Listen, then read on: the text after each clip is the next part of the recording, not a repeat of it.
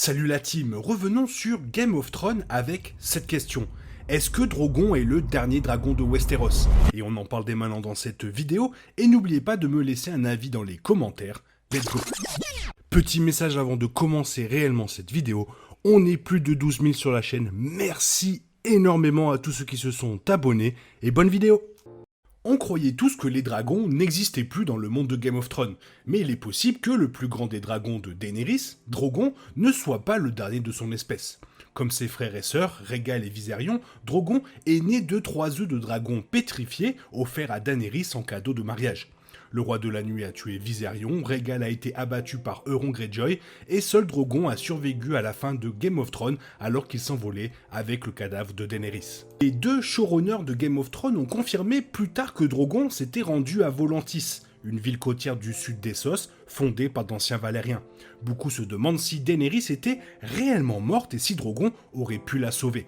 Les dragons étaient autrefois un élément clé de l'équilibre des pouvoirs dans le royaume fantastique de Martine, lié non seulement à la force de la maison Targaryen de la vieille Valyria, mais aussi à l'existence de la magie.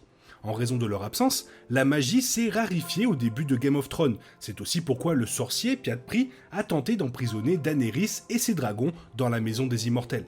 Avec les autres enfants de Daenerys morts à la fin de la série, il semble que la race des dragons soit effectivement éteinte dans Game of Thrones, à l'exception de Drogon.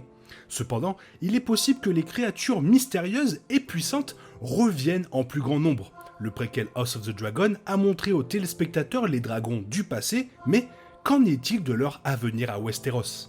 Alors est-ce que les dragons de Daenerys auraient pu avoir des œufs? Game of Thrones n'a jamais eu le temps d'entrer dans des explications concernant la reproduction des dragons. Rhaegal, Viserion et Drogon utilisent des noms masculins dans la série, mais le dialogue des livres révèle que les dragons de Daenerys sont en fait, mixtes. Dans A Feast for Crows, Aemon dit à Samuel qu'il croit que Daenerys est le prince qui fut promis, et que la référence à un prince dans la prophétie originale est en fait une erreur de traduction du valérien.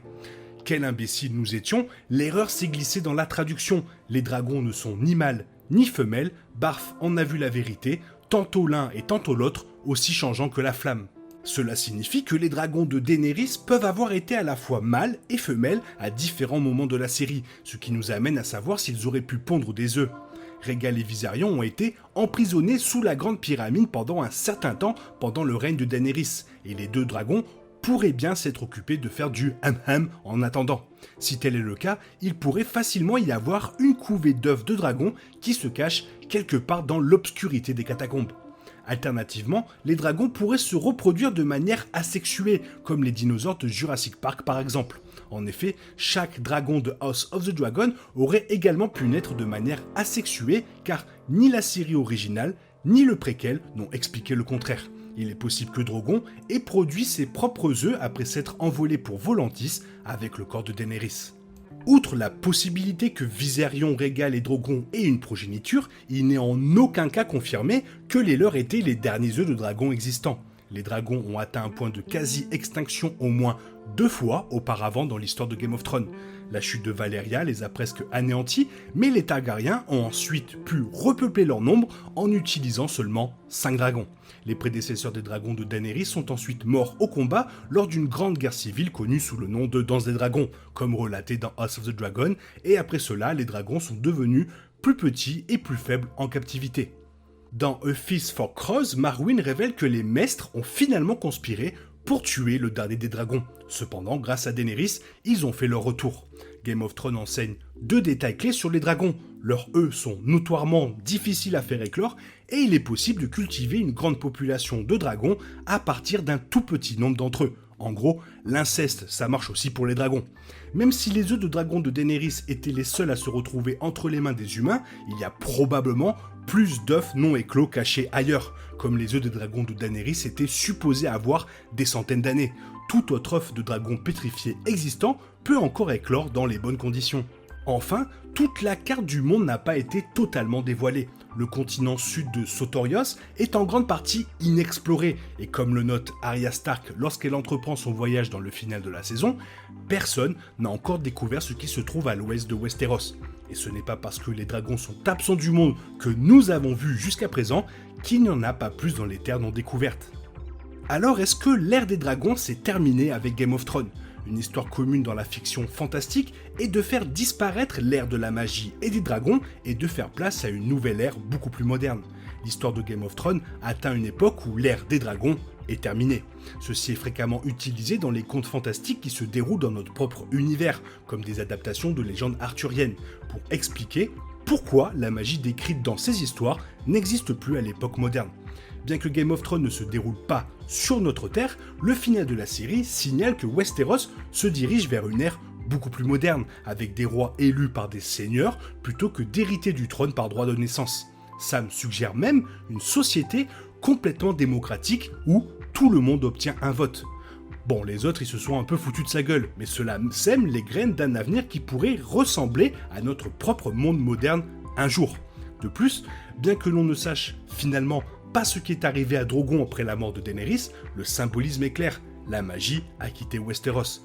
La dernière saison voit même Mélisandre se ratatiner en une vieille femme et s'effondrer dans la neige après la bataille de Winterfell. Preuve supplémentaire que la magie est en train de mourir et qu'une nouvelle ère commence. Bien qu'il existe de nombreuses façons dont les dragons pourraient revenir, que ce soit par Rhaegal et Viserion ayant produit des œufs, Drogon produisant ses propres œufs, des œufs plus anciens dormants ou des dragons survivants dans des endroits invisibles du monde, Game of Thrones traite Drogon comme s'il était le dernier de son espèce. À Westeros, les dragons sont intrinsèquement liés à la lignée Targaryen, et avec Daenerys mourant et Jon renonçant à son héritage Targaryen et embrassant la vie d'homme du Nord, il semble que Westeros ait vu le dernier des Targaryens et donc peut-être aussi le dernier des dragons. Cela dit, le sang de l'ancienne Valyria n'est pas entièrement éteint dans Game of Thrones. Bien que la série n'ait jamais présenté de membres de la maison Velaryon, ils ne sont pas éteints comme les Targaryens et ont continué d'exister à la marque, mais en tant que maison mineure.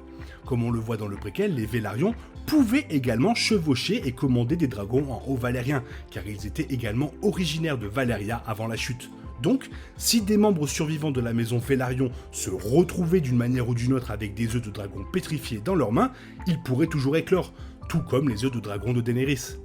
La série dérivée House of the Dragon se déroule 200 ans avant les événements de Game of Thrones et le règne de Drogon, ce qui signifie que les dragons sont abondants. Couvrant les événements de la guerre civile Targaryen ou la danse des dragons, la série prouve que l'âge du dragon est loin d'être révolu. Le dragon le plus remarquable de cet âge est Vhagar, démon Targaryen, le plus ancien et le plus grand dragon vivant de la chronologie de la Maison du Dragon, le même dragon monté par la reine Visenya Targaryen lors de la conquête d'Aegon. De plus, contrairement à Game of Thrones, qui ne comportait que 3 dragons, House of the Dragon a montré à l'écran 9 des 17 dragons appartenant à la maison Velaryon et à la maison Targaryen. Les dragons n'étant pas aussi rares et divisés en allégeance entre les verts et les noirs, la série explore une époque très différente de l'histoire de Westeros, une époque où 1 à 3 dragons peuvent ne pas suffire à conquérir tout le royaume. De plus, avec la danse des dragons, encore à venir dans la saison 2, le préquel a beaucoup plus de place pour aborder davantage l'histoire et même la biologie des dragons. La série pourrait même éventuellement révéler les véritables origines des œufs de dragon de Daenerys et si Drogon, Rhaegal et Viserion avaient peut-être des frères et sœurs qui pourraient apparaître dans de futurs spin-offs.